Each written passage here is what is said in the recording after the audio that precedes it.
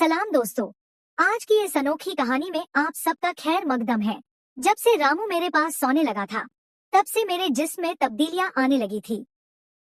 मैंने सोचा था कि रामू छोटा है और उसे कुछ समझ नहीं आता होगा, लेकिन आहिस्ता आहिस्ता उसके असली रंग मुझे दिखाई देने लगे। मैंने कभी सोचा भी ना था कि 20 साल का लड़का मेरी तरह की 40 साल की औरत को इतना सुकून दे सकता है। रामू 20 साल का था। उसे मैं गांव से अपने घर काम के लिए लाई थी। मेरे घर में सिर्फ मैं और मेरा 1 साल का बेटा था। जब मैं काम पर जाती थी तो रामू मेरे बच्चे की देखभाल करता और वो मेरे घर में ही रहता था। मैं बगैर शादी के माँ बन गई थी। मेरे आशिक ने शादी का झांसा देकर मुझसे मोहब्बत का खेल खेला। जब मैं हमला हो गई तो मैं उसके घर गई और वहाँ मैंने देखा कि उसकी शादी हो रही थी। उसने मुझसे मोहब्बत का नाटक किया और किसी दूसरी लड़की से शादी कर ली थी।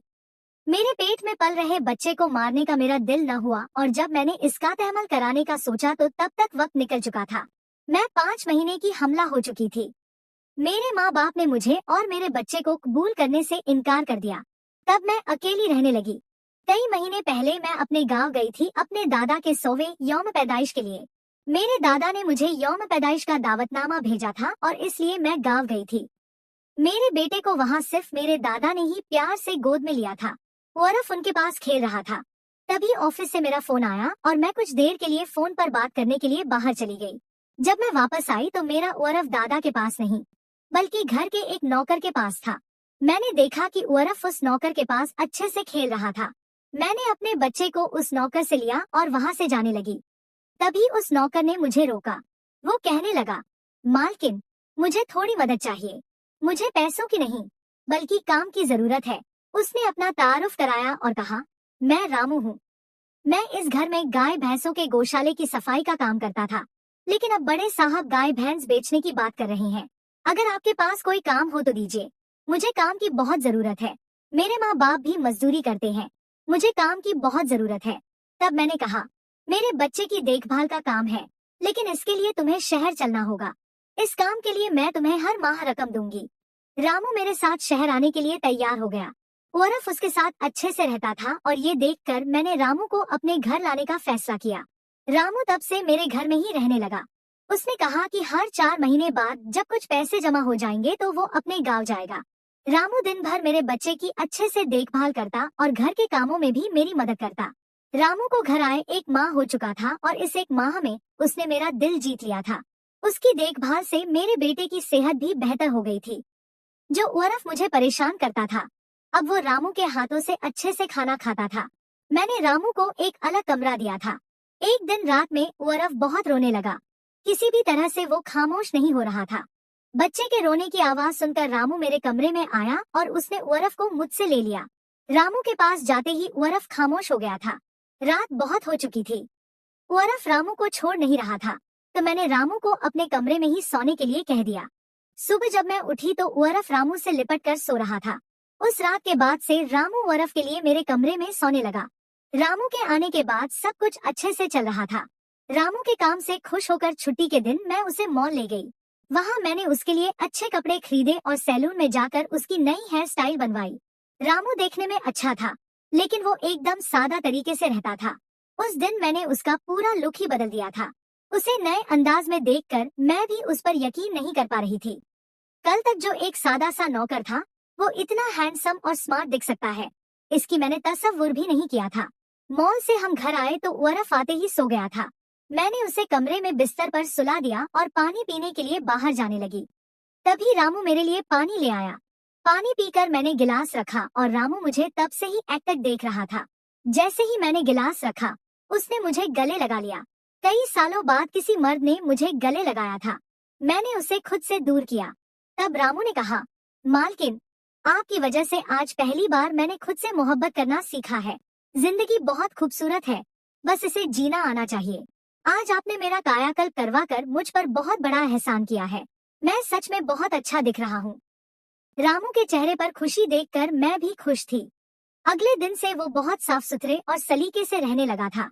वो 20 साल का था, लेकिन गांव का लड़का होने की वजह से उसकी कदकाठी अच्छी थी। वो घर में भी रोजाना वर्जिश करता था। उसकी लंबाई भी ठीक ठाक थी। मैंने उससे उसकी पढ़ाई के बारे में पूछा था, लेकिन उसने कहा कि अब उसका पढ़ाई से दिल उठ गया है। हर सुबह ऑफिस जाने से पहले मैं अपने बच्चे को प्यार करके ऑफिस के लिए निकलती थी। आज जब मैं ऑफिस के लिए निकलने से पहले उर्फ को चूमने गई, तब वो रामू की गोद में था। अचानक उर्फ ने अपनी गर्दन घुमाई और मेरे होंठ रामू के गाल पर जा लगे। मुझे बहुत शर्मिंदगी महसूस हुई।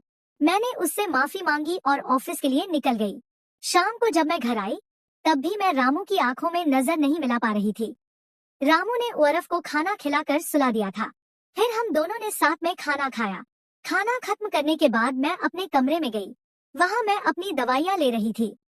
मुझे माइग्रेन की परेशानी थी, उसी की दवा मैं ले रही थी। दवा लेने के बाद भी मेरा सर बहुत दर्द कर रहा था। मैं अपने कमरे में सर पकड़कर बैठी हुई थी। कुछ देर बाद रामू कमरे में आया। मुझे इस हाल में देखकर उसने पूछा कि क्या हुआ। जैसे ही उसे पता चला कि मेरा सर दर्द कर रहा है, उसने मेरे सर की मालिश शुरू कर दी। रामू की मालिश से मुझे आराम मिल रहा था। आहिस्ता आहिस्ता मुझे गहरी नींद आने लगी। उस रात मुझे बहुत अच्छी नींद आई थी। अगले दिन हमारे ऑफिस में ट्रेडिशनल डे का फंक्शन था और इसके लिए मैंने गुजराती लुक अपनाने का फैसला किया। मैंने घाघरा पहन लिया था, लेकिन स्कर्ट का नॉट बांधने में मुझे दिक्कत हो रही थी। तब मैंने रामू को कमरे में बुलाया और उससे नॉट बांधने को कहा। नॉट बांधते वक्त उसका हाथ मेरी खुली पीठ पर से गुजर रहा था। मैंने उसे छोटा समझा था, इसलिए मैंने उसे ये काम करने के लिए कहा था। मेरे पास और कोई ऑप्शन भी नहीं था। तैयार होकर जब मैं जाने लगी तो रामू ने मुझे रोका और अंदर से काजल लेकर आया। उसने मेरे कान के पीछे काजल लगाया और कहा, मालकिन, अब आपको किसी की नजर नहीं लगेगी। आप बहुत खूबसूरत लग रही हैं। उसकी बात सुनकर मैं हंसी और चलने लगी। उस दिन शाम को जब मैं घर आई तो मेरे साथ में एक सहेली और उसका आशिक भी आया। रामू ने आज बहुत अच्छा खाना बनाया था। मेरी सहेली परिया 4-5 दिन मेरे घर रुकने वाली थी। अगले 3 दिन उसका आशिक भी मेरे घर पर था। अगले दिन रात को रामू ने खाना बनाया और परिया और उसके आशिक को खाने के लिए बुलाया, लेकिन वो दोनों कमरे में ही ड्रिंक कर रहे थे। परिया तो बहुत ज्यादा पी चुकी थी। वो खाना खाए बगैर ही सो गई। उसका आशिक रोहन हमारे साथ खाना खाने बैठा। उसने कहा, पर्ची, तुम परिया से भी ज्यादा खूबसूरत हो। रोहन के बोलते ही रामू उसे गुस्से से देख रहा था। खाना खत्म करने के बाद रोहन अपने कमरे में चला गया। उसके जाते ही रामू मुझसे कहने लगा, मालकिन, आपके ये कैसे दोस्त हैं? मुझे इस आदमी की बात बिल्कुल भी अच्छी नहीं लगी। तब मैंने रामू से कहा, मैं तुझे घर के रुकन की तरह मानती हूँ। इसका ये मतलब नहीं कि तू मेरे मेहमानों से कुछ भी कहे। तेरा काम है आए हुए मेहमानों की खिदमत करना, इसलिए तू सिर्फ वही कर। बाकी मुझे कुछ सिखाने की जरूरत नहीं। रामू को डांट कर मैं अपने कमरे में चली गई। मैंने उसे डांट दिया था, फिर भी वो मेरे लिए पानी लेकर आया। तब मैंने अपनी दवा ली और पानी पीकर सो गई। आज रामू मेरे कमरे में सोने नहीं आया था, ऐसा मुझे लगा। लेकिन सुबह जब मेरी आँख खुली तो मैंने उसे अपने बगल में पाया। सुबह मेरी आँख खुली तो मेरे सामने परिया थी।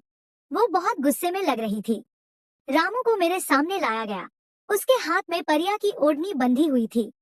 परिया ने कहा, तेरे इस देहाती नौकर ने मेरे आशिक का हाथ तोड़ दिया है।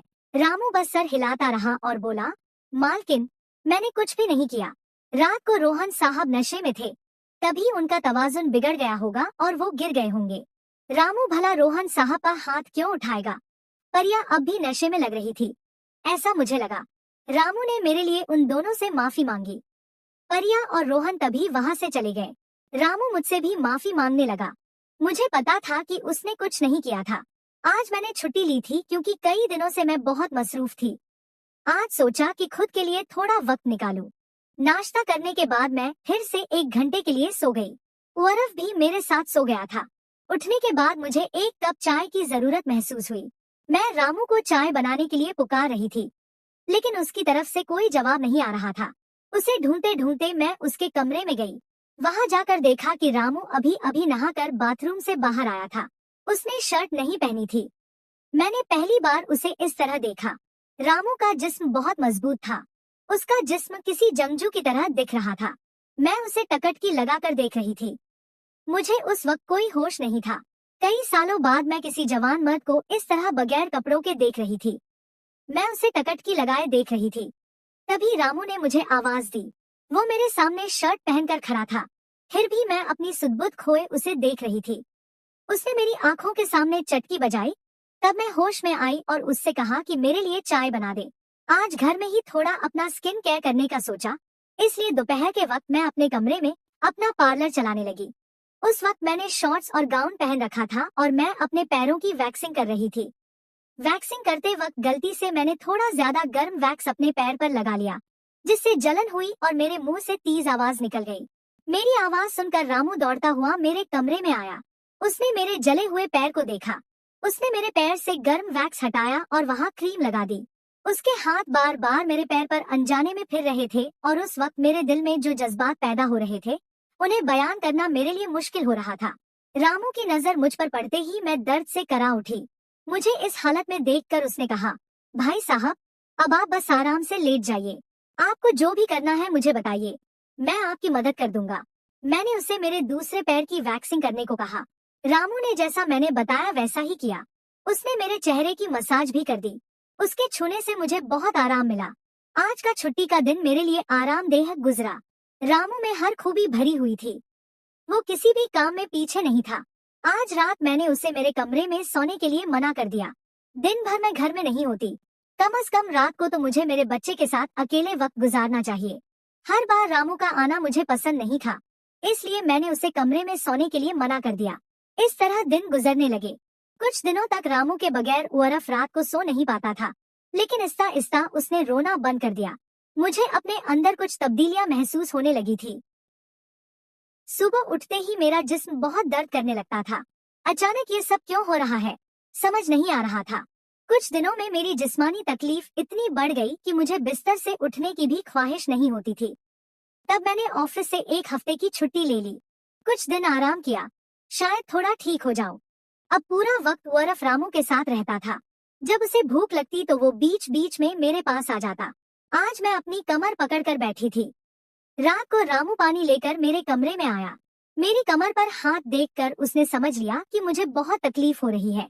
रामू ने कहा, भाई साहब, अगर आपको कोई एतराज ना हो तो मैं आपकी कमर की मालिश कर देता हूँ। मेरी कमर इतनी दर्द कर रही थी कि मैंने उसकी मालिश के लिए हाँ कर दी, लेकिन उससे पहले मैंने अपने कमरे की लाइट बंद कर दी। छोटे 0 बल्ब की रोशनी में मेरी कमर उसे नहीं दिखेगी, इसलिए मैंने कमरे की बड़ी लाइट बंद करके 0 बल्ब जला दिया। वो जब मालिश कर रहा था मुझे बहुत आराम मिल रहा था। मालिश करने से मेरी तकलीफ जैसे झट से गायब हो गई थी। मालिश करते वक्त रामू ने मुझसे पूछा, भाई साहब, आपको उर्फ के बाप की कभी याद नहीं आती? आप इतनी खूबसूरत और जवान होकर भी अब तक अकेली क्यों हैं? उसके सवाल का मेरे पास कोई सही जवाब नहीं था। मैंने उससे कहा कि शायद तेरे सवाल का जवाब मेरे पास नहीं है। उस सवाल पर वही वक्फा लग गया। रामू की मालिश से मुझे अच्छी नींद आ गई थी।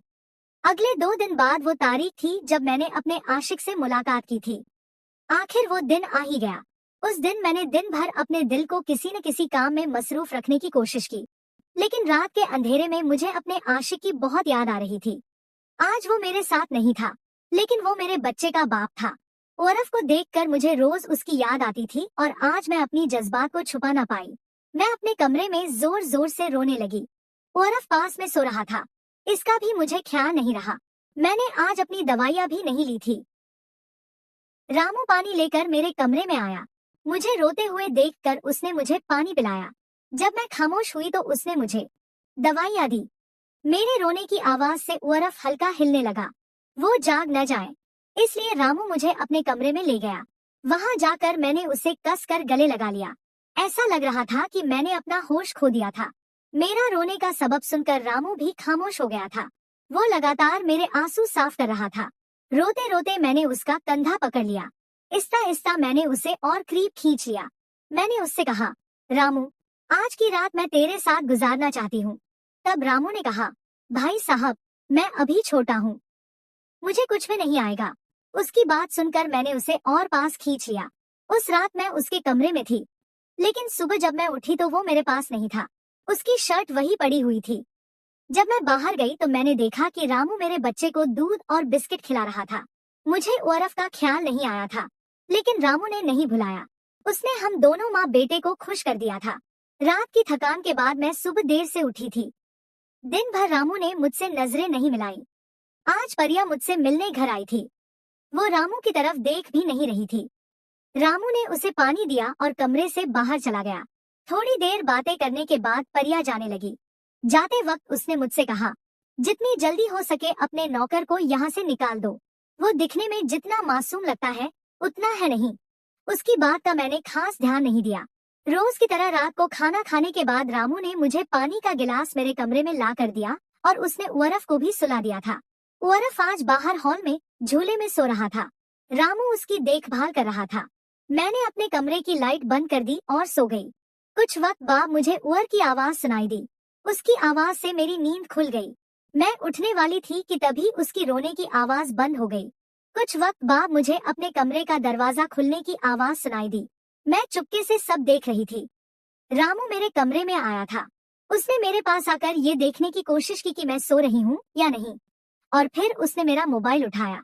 उसकी वो तलाशी देखकर मैंने जल्दी से कमरे की लाइट ऑन कर दी। मुझे जागता हुआ देखकर वो चक गया। मैंने उसके हाथ से अपना मोबाइल छीन लिया। मैंने उससे कहा, रामू, ये सब क्या चल रहा है? तुम इस वक्त यहाँ क्या कर रहे हो? वो कुछ ना कहकर वहाँ से जाने लगा, लेकिन मैंने उसे इतनी आसानी से छोड़ने का इरादा नहीं किया था। मैंने उसे उसका वीडियो दिखाया जिसमें वो परिया के बॉयफ्रेंड पर हाथ उठा रहा था। उस दिन रोहन के मोबाइल का कैमरा गलती से ऑन रह गया था और उसमें उनकी हाथापाई रिकॉर्ड हो गई थी। सुबह जब परिया मुझसे मिलने आई थी तब उसने मुझे वो वीडियो दिखाया था और तब से मैं रामू पर नजर रख रही थी। रामू, तुमने झूठ क्यों बोला? तुमने रोहन पर हाथ क्यों उठाया? तब उसने कहा, जो भी आप पर बुरी नजर डालेगा उसके साथ मैं यही करूंगा। मालकिन, उस रात जब रोहन नशे में था वो आपके कमरे में आया था। वो आपके साथ कुछ गलत करने की कोशिश कर रहा था और इसलिए मैंने उस पर हाथ उठाया। रामू की बात सुनकर मैंने कहा, ठीक है, मैं बात मानती हूँ, लेकिन तुम मुझे नींद की दवा क्यों दे रहे थे? आज मैंने तुम्हें मेरे पानी में दवा मिलाते हुए देखा है। तेरी नजर मुझ पर थी और तुम जो चाहते थे वो मैंने तुझे दे दिया है। अब अपना हिसाब करो और गाँव निकलो। मेरी बात सुनकर रामू बोला, मालकिन, आप जैसा सोच रही हैं वैसा कुछ भी नहीं हुआ है। कल रात मैंने आपके साथ कुछ भी गलत नहीं किया। मैंने आपके पानी में नींद की दवा मिलाई थी जिससे आप मेरे पास आते ही सो गई थी और मुझे आपके साथ कुछ भी गलत नहीं करना था। कुछ दिन पहले मैंने आपको रात में फोन पर बात करते हुए देखा था। मैंने आपकी बातें सुनी थी। आप फिर से अपने उस आशिक से मिलने की तैयारी कर रही थी। आपकी मुलाकात आपके ही घर में तय हुई थी। मुझे ये सब पता था। आप उससे न मिले, इसलिए मैं आपको रात में नींद की दवा दे रहा था। वो शख्स अब भी आपको धोखा दे रहा है। वो आपसे झूठ बोल रहा है।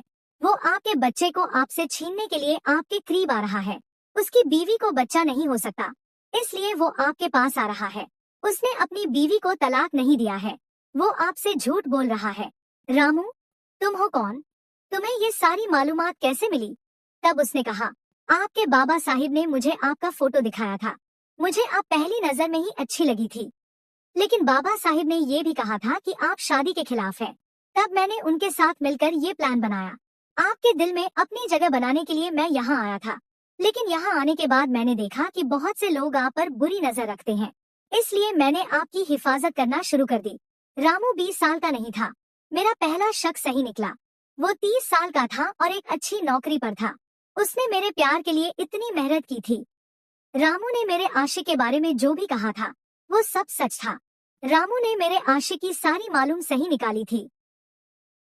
रामू जैसा ईमानदार शौहर और मेरे बच्चे का बाप मिलना मेरे लिए बहुत बड़ी बात थी। मैं अपने आशिक के धोखे के जाल में फंसने से बच गई थी।